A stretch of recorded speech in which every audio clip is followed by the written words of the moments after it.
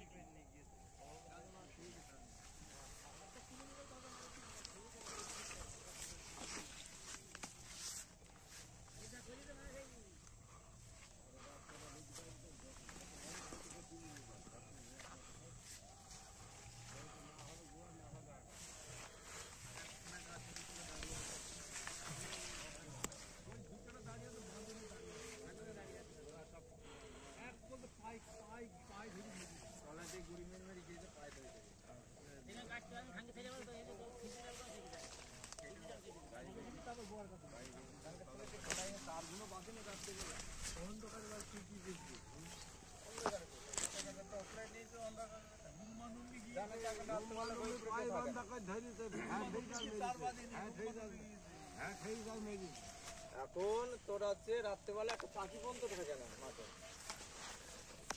প্রতিটা গোড়া যেখান থেকে ছবি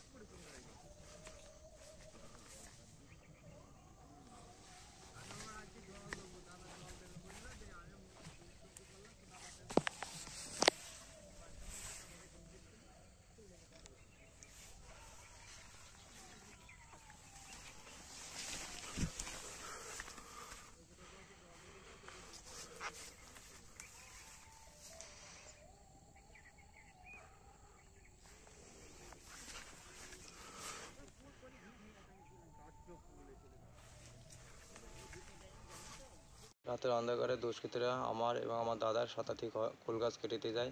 আইনের কাছে আর্জি জানাচ্ছি যাতে প্রশাসনিকভাবে তাদের দ্রুততম ব্যবস্থা নেয়। আমার নাম বিদ্যুৎ ঘোষ, আমার দাদার নাম হচ্ছে শঙ্কর ঘোষ।